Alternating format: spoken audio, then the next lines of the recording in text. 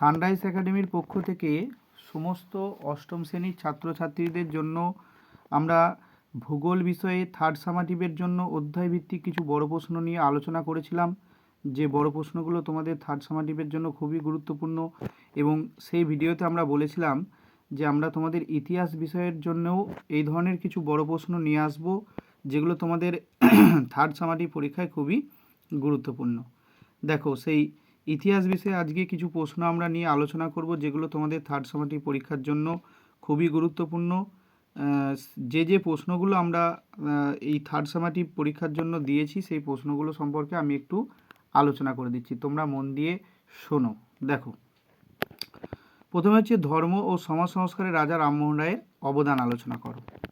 দ্বিতীয় প্রশ্ন, সংগ্রামশীল জাতীয়তাবাদের উদ্ভবের কারণ আলোচনা করো, অথবা জাতীয় কংগ্রেসের চরমপন্থী রাজনীতির উদ্ভবের কারণ আলোচনা করো এবং চরমপন্থীদের মূল বক্তব্যগুলো কী ছিল সেগুলো লেখো, অথবা দিয়ে এর সঙ্গে লিখতে পারো যে চরমপন্থীদের মূল বক্তব্যগুলো কী ছিল।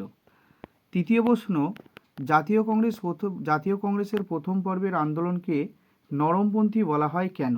প্রশ্নটা এইভাবেও আসতে পারে, অথবা সরকারের কাছে তাদের দাবিগুলো কী ছিল, বা সরকারের কাছে নরমপন্থীদের দাবিগুলো কী ছিল সেগুলো নিয়ে আলোচনা করো। পরের প্রশ্ন, বিপ্লবী সন্ত্রাসবাদী কার্যকলাপের পটভূমি কিভাবে তৈরি হয়েছিল এবং কেন এই বিপ্লবীদের উদ্যোগ ব্যর্থ হয়েছিল তা আলোচনা করো।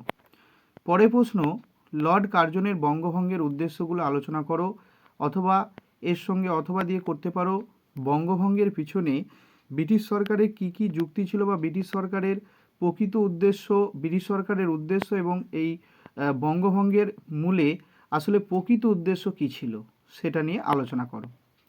পরের প্রশ্ন, অহিংসা অসহযোগ আন্দোলনের বৈশিষ্ট্যগুলো আলোচনা করো এবং গান্ধীজি কেন এই আন্দোলন প্রত্যাহার করে নিয়েছিলেন, বা কেন গান্ধীজি এই আন্দোলন রদ করেছিলেন। পরের প্রশ্ন, ভারতীয় রাজনীতিতে 1946 সালে নৌবিদ্রোহের কারণও গুরুত্ব আলোচনা করো। আর লাস্ট যে প্রশ্নটি রয়েছে সেটি হলো ভারতীয় স্বাধীনতা সংগ্রামে নেতাজি সুভাষচন্দ্র বসুর অবদান এবং তার আজাদ হিন্দ ফৌজ বাহিনীর অবদান আলোচনা করো। খুবই গুরুত্বপূর্ণ শেষ দুটি প্রশ্ন, নৌবিদ্রোহের কারণ এবং তার গুরুত্ব বা ফলাফল, এবং ভারতীয় রাজনীতিতে ও স্বাধীনতা সংগ্রামে নেতাজি সুভাষচন্দ্র বসুর অবদান এবং তার আজাদ হিন্দ ফৌজ বাহিনীর অবদান আলোচনা করো।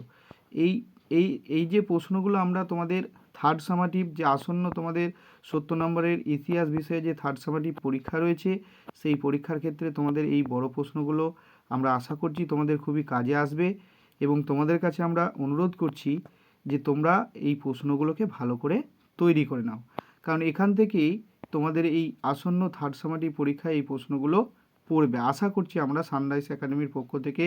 এবং আমরা বিভিন্ন জায়গা থেকে প্রশ্ন দেখে এই প্রশ্নগুলো তোমাদের জন্য নির্বাচন করেছি, এবং আমরা আশা করি যে এই প্রশ্নগুলো তোমাদের পরীক্ষায় খুবই কাজে আসবে।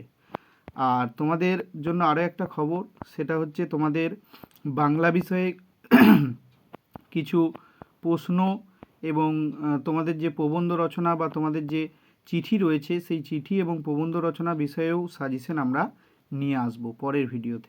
ধন্যবাদ।